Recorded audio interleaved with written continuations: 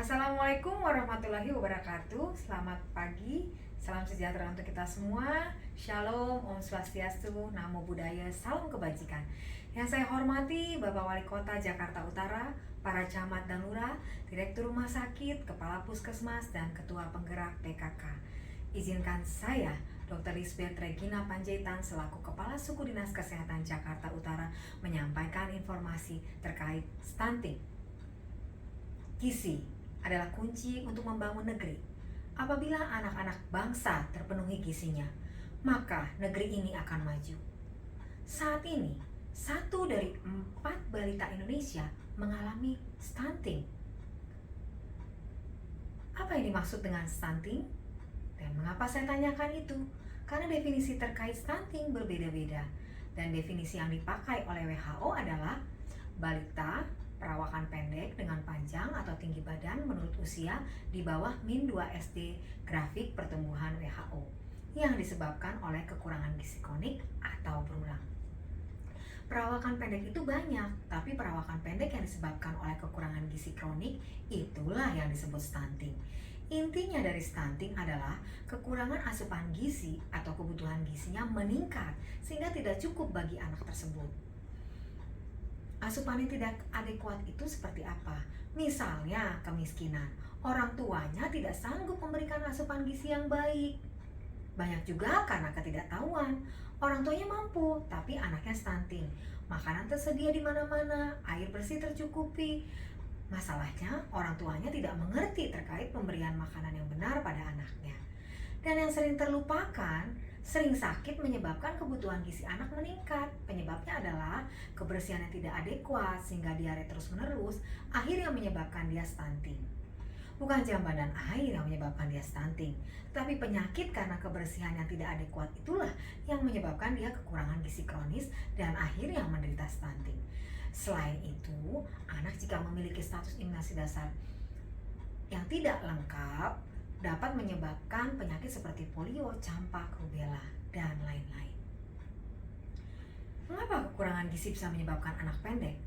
Kekurangan gizi itu pertama-tama ditandai oleh berat badan anak naik tapi tidak sesuai dengan seharusnya. Misalnya bayi umur 1 bulan naiknya 750 gram per bulan, tapi dia cuma naik 6 ons atau 600 gram. Berarti dia mengalami weight faltering. Dan kalau ini dibiarkan saja, maka akan mengalami berat badan kurang.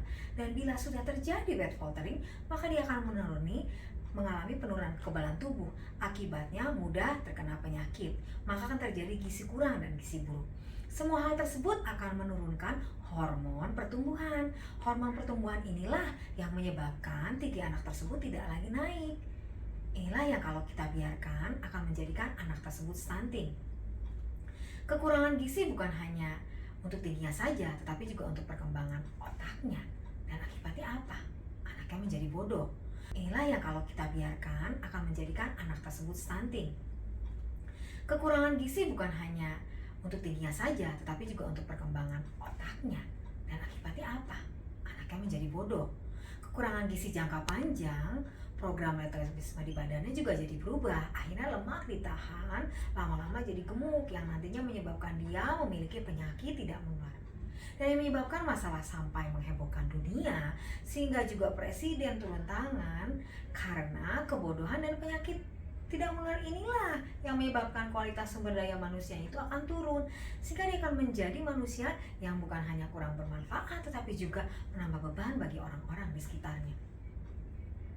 Pertanyaan berikutnya, zat gizi apa yang berperan langsung pada pertumbuhan panjang atau tinggi badan? Ini sudah diteliti dan penyebabnya adalah kekurangan asam amino esensial. Asam amino esensial itu ada di protein hewani seperti telur, daging ayam, daging sapi, susu. Salah satunya adalah UHT, bisa menurunkan stunting. Kondisi tubuh anak yang pendek seringkali dikatakan sebagai faktor keturunan genetik dari kedua orang tuanya, sehingga masyarakat banyak yang hanya menerima tanpa berbuat apa-apa untuk mencegahnya. Padahal seperti kita ketahui, genetika merupakan faktor determinan kesehatan yang paling kecil pengaruhnya bila dibandingkan dengan faktor perilaku, lingkungan, sosial, ekonomi, budaya, politik, dan pelayanan kesehatan. Dengan kata lain, stunting merupakan masalah yang sebenarnya bisa dicegah. Tahun 2022, Kementerian Kesehatan melalui Survei Status Gizi Indonesia (SSGI) merilis prevalensi stunting Indonesia sebesar 21,6%. DKI Jakarta 14,8%, Jakarta Utara 18,5%. Hal ini mengalami penurunan dari tahun sebelumnya, tahun 2021, yaitu sebesar 20,4%. Namun ada target 2024 harus sudah turun di bawah 14%. Ada 3 aspek pencegahan stunting yang spesifik yang dikutip dari Profesor Damayanti Rusli, Syarif spesialis anak. Yang pertama, penerapan pola pemberian ASI disertai pemantauan kecukupannya dan memperhatikan komposisi makanan pendamping ASI untuk melengkapi semua zat gizi yang sudah tidak terpenuhi lagi oleh ASI saja, terutama kebutuhan energi dan protein hewani.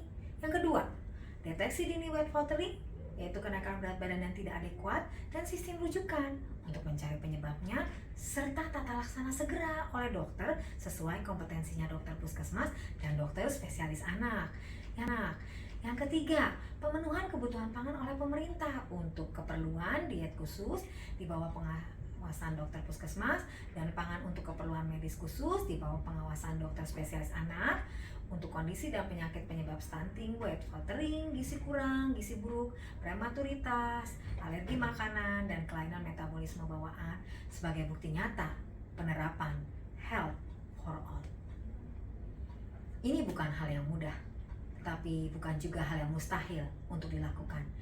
Dengan komitmen kita bersama dalam menyelamatkan anak-anak penerus bangsa, pasti kita bisa lakukan. Stunting bukan sekedar angka, tetapi ini adalah anak yang perlu ditangani. Kepada para akademisi, masyarakat, dunia usaha, dan pemerintah serta media agar dapat mendukung pelaksanaan percepatan penurunan stunting.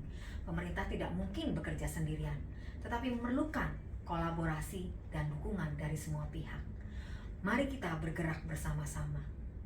Kita bangga melayani bangsa. Wassalamualaikum warahmatullahi wabarakatuh. Om Santi Santi Om.